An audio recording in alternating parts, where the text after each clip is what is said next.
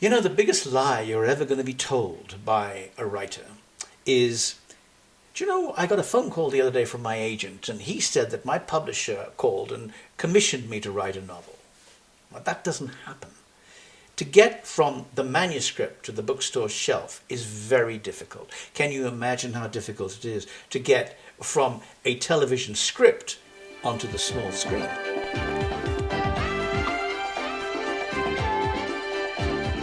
So let me tell you about how this sitcom ended up on the screen.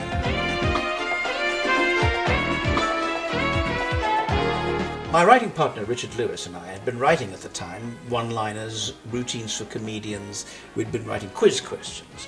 And we decided what we needed to do was to write a movie. So we did. We wrote a film called Stand By Your Beds. It was a 1-hour light comedy, and we didn't have anybody to put it on for us. So we decided to look for someone influential. And out of this, I don't know where it came from actually, but we just said, well, what about John Howard Davies? Now, John Howard Davies had begun his career as Oliver Twist.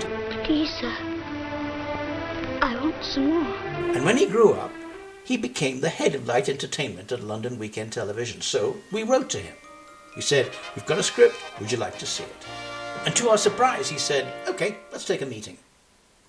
Taking a meeting with John Howard Davies. We sat in his office, and his secretary said, I don't know who you guys are, but he gets 100 scripts every week.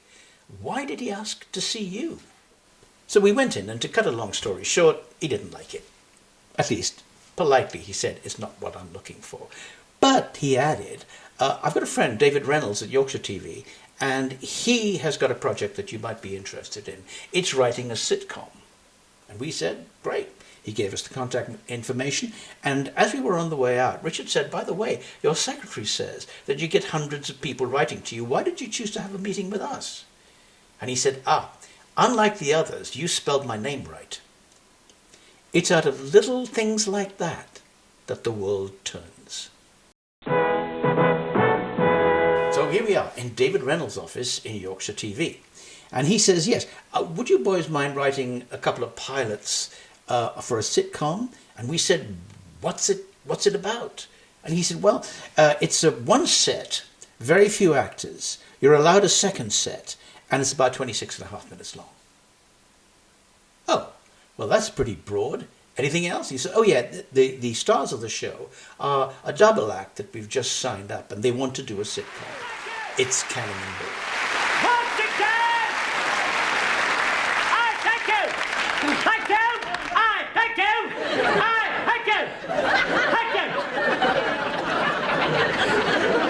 Do you realise, Norman, we built this paper up from nothing. If we carry on the way we are doing, in the next 2 years, we're going to be the most important news-gathering source this side of the canal. Thank you, Citizen Kane. Tommy Cannon owns a newspaper. It's a crummy little local rag. And he's only got one reporter, and that's Bobbby Ball. So apart from Monty Lamont and old Pete, who else are you? I'm Auntie Peggy, the Reverend Parsons, and keep fit with Kate. And Tommy's overbearing wife owns the newspaper. Yes, well, you wouldn't know an important person from a jar of pickle. No, dear. Do you agree with everything she says to you? Of course I don't. This may be a little difficult for you to understand, Mr. Gnome, but Ken and I have a very modern marriage. We have a microwave. They say you learn more from your mistakes than you do from your successes, and this is a case in point. What was wrong with it? Well, the audience wanted to see Cannon and Ball together. Tommy Cannon and Bobbby Ball. They didn't want to see Tommy bantering with the secretary and Bobbby bantering with his wife. Nice. Very nice, that is. Good God! Something wrong, sir? What the hell's happened to my car? Now, they'd made a movie a few years before called Boys in Blue, and they were very comfortable with that, and we wanted to know why. And I'll tell you why it was. It was because, if you just look at this, this is the original costumes for Plaza Patrol. And what they are, basically, are two characters, but they're in the same uniform. So it doesn't matter if we don't call them Cannon and Ball. We have them united as one in the costumes. There was another thing. Take it easy. What are you doing? He keeps looking at me, eh? Well, he's allowed to look at you, isn't he? They were pretty broad comedians in their act. That's because they were standing up and moving around. There was lots of room for slapstick of the braces and all that. Trying to tell you something, right? If we could sit them down, they would be forced to worry about the words and not all those actions. In other words, what we did was we brought them down. And we changed Tommy Cannon and Bobbie Ball into Purvis and Cooney. I remember me dad. Years ago, every summer used to bundle us all into his motorbike and sidecar. And off we'd go up the road. Bernard would go for miles. And you'd see all the families sat at side of the road, eating the tea. Ham sandwiches, boiled eggs, Vimto. Two-way family favourites on the radio. The time now in Germany and Britain is 12 noon. Yeah, clever old kid. Oh, I hated him. Did you? What could have clouted him? Billy Cotton Band Show. Oh, yeah, YK. Aye. And on the way home, sing something simple. Oh, yeah. Da da da da da da, sing something simple. You'd have thought after all these years that I learned to sing something more complicated. Now, Richard has this theory. The funniest comedy is two men stuck in a room. One has ambitions and wants to leave. One is happy with where he is. Competitions. I'm sick and tired of the word competitions. There's nothing wrong in going in for competitions. There is when you give up a perfectly good job to devote all of time to it. One wants to better himself. One is scornful of that. I'm hoping to build up a comprehensive library of classical music. Oh, good. I suppose we'll have you with your head in your hand for the next fortnight now. Life is passing me by. Purvis, life is not passing you by, right? This is part of life. This is your job. This is the bit of life that pays for the rest of your life. Well, what And the writing process turned out to be comparatively simple. There's a crack in that ceiling. It's all the way from there, right over to there. Richard and I sat opposite each other on a table and we talked to each other. And most of what we said went into the script. This, I might tell you, Bernard, is an adventure, right? A small moment of excitement to cheer my lonely life. There is skill and judgment involved in this. The immersion period is very crucial. It's got to be in there just long enough.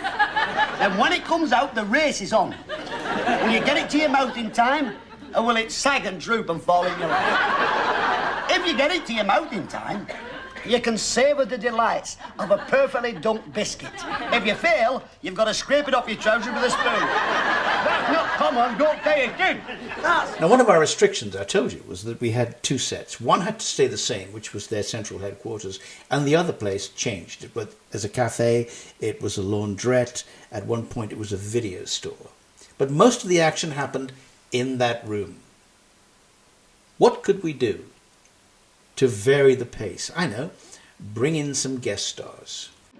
Oh, it's a cold night tonight. I've known a few cold nights, but tonight must be one of the coldest. Remember Stand By Your Beds? The star of that was Keith Barron.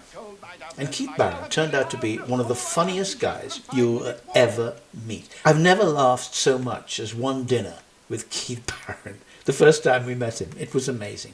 Something when an old soldier can't even get a slice of bread. So much for a country fit for heroes. Sounds like you, Bernard. Well, I'm not ashamed to say I fought for this country. Oh, you were in the war then? North Africa, Benghazi, Monte Cassino. Oh, thank you very much. All over. Oh, yeah. The tramp who never was began life, really, back in India with me. I had a French tutor, would you believe? Because they didn't teach French at school. And my French tutor was called Mr. Vallant. And he used to show up.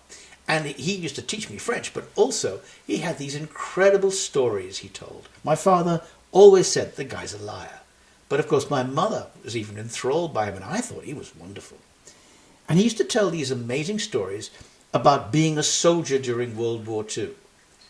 In fact, he used to say things exactly like this. I can recall one particularly sticky situation in the autumn of '43. We was keeping an eye on a German Panzer division. I was up front on reconnaissance when suddenly a tank appears behind me. I drop to the ground, the tracks go down either side of me. I strap on a pack of high explosive to his belly and boom!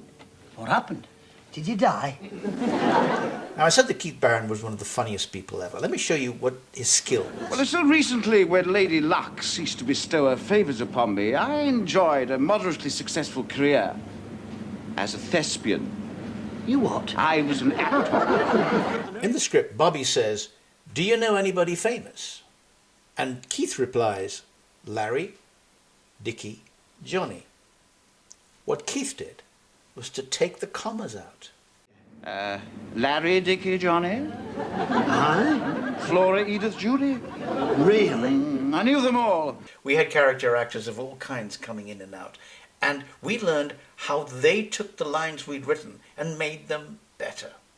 Who's ordered lilac paint? Oh, don't ask me. See, we don't play any part in the aesthetics. We just whop it on the wall. It's company policy to give you a week or two to think things over before saying yes. Look forward to hearing from you. 2 teas, please, and give us 1 more dip of the tea bag, will you? Darjeeling, Earl Grey, or Lapsang Souchong. Oh, look. Technology. I shall feel jolly safe knowing you're keeping an eye on us. I see Mr. Lubavitch passed away. Father D'Souza mentioned it when I went to Polish Church. How's Cynthia taking it? She said the worst part was going to the hospital to collect his things. She had to carry his teeth and his glasses home on the foot. And of course, we only had 6 episodes, and we doubled our audience. The first week, we were opposite Terry Wogan interviewing Fergie, Duchess of York, and their audience was double ours on BBC One. At the end of 6 weeks, we had doubled our audience. Now, not only did we learn a lot from writing for them, but also Tommy and Bobbie became better and better actors. It's only me, your little mate, who plays cards with you all night and makes all your coffee. Yeah, and the one who puts 4 hours on his timesheet. Bernard, I'm your partner. And I'm your superior officer. Well, I'm your friend then. Friend? Call yourself a friend? Can't even remember my birthday. When was it? 50 years ago. Today.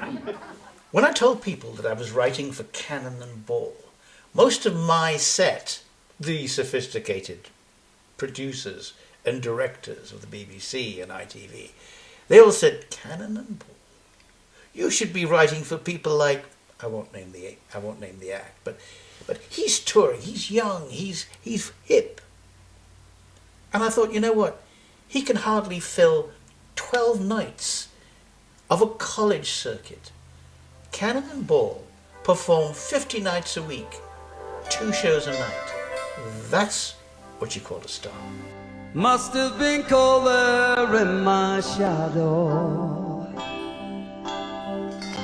Our relationship with Tommy and Bobbie continued. We wrote a series for them called Cannon and Ball's Casino, a not very good quiz show, but also a real joy, their 25th anniversary show in Blackpool.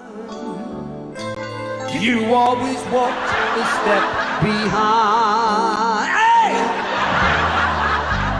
I was the one with all the glory. But that snobbery against Cannon and Ball, I think, can be defined with what I'll leave you with. Just before the first show went out, I looked up the newspapers and I saw a critic in one of the papers, I think Mirror of the Sun or something, and he said, "Well, a new sitcom starts today. It's called Plaza Patrol and it's with Cannon and Ball. And it's the usual load of junk." And I read through it and there was not a kind word to be said about it. Well, I was a bit dismayed. So I rang up the Yorkshire TV press office. And I said, "Don't you realise that people are prejudiced against Cannon and Ball because they're not hip? Why did you send out a cassette to these people, these press people? Didn't you know what the response was going to be, no matter how good or bad the show was?" And the press officer said, "We didn't send any tapes out."